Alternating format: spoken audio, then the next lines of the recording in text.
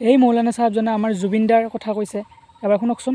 জুবিনদাই upper আছামৰ ফালে নগাঁৱৰ ফালে এখন ফাংচনত কৈছিল, আৰু তেতিয়া ৰাতি 2টা নে 3টা 4টা বাজিছিল।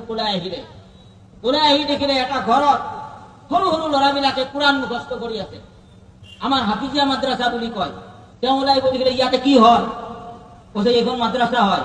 বোলে কি কৰে ইয়াতে, গোটেই কোৰআনখন মুখস্থ কৰিব, এওঁলোকৰ কামেই হ'ল এইটো, কোৰআনখন কেৱল মুখস্থ কৰিব। হয় নেকি, কাৰ ল'ৰা এইবোৰ? বোলে এইবোৰ ইতিম মানে অনাথ, বেছিভাগেই মাক বাপেকৰ নাই। সেই ফাংচনত যিবোৰ 7 লাখ 8 লাখ 10 লাখ টকা পাইছে গোটেই মাদ্ৰাছাখনত দি থৈ আহিছিল। গোটেই মাদ্রাসাত কি হয়েছে? তৌহিদের এখন পাইছে এখন ইমাম। আমার ইয়ারে কাহিনী পারানে কোড় এটা যে তো রোজার মাহতে রোজা রাখিবি আর মোর কারণে দোয়া করিবি। 40,000 টাকা ইমাম সাহেব দি থৈ পেলাই গুছি আইছে। সেই মানুহ আজি পাবলৈ নহব অসমত বিচাৰি ভাৰতবৰ্ষত। দুনিয়াত বিচাৰি নাপাব আপুনি পৃথিৱীৰ ভিতৰত বৰ্তমান অৱস্থাত।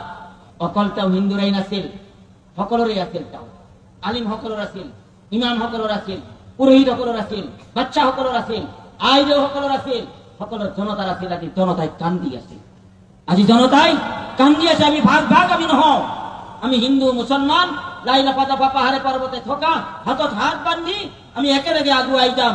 এইখন আমাৰ সোণৰ অসম। শুনিলেনে? এইজনে আমাৰ জুবিনদা। এনেকুৱা মানুহ আৰু পৃথিৱীত নাই। এই মৌলানা চাহাবজনৰ মুখত ইমান ধুনীয়া কথা শুনিলোঁ আমাৰ জুবিনদাৰ। হিন্দু মুছলমান নহয়, আমি সকলো মানুহ। কথাষাৰ মনত ৰাখিব, আমি সকলো মানুহ আৰু আমি সকলো ভাই ভাই। আমাৰ জুবিনদায়ে কৈছে, মোৰ কোনো জাতি নাই, মোৰ কোনো ধৰ্ম নাই, মই মুক্ত। হয়নে?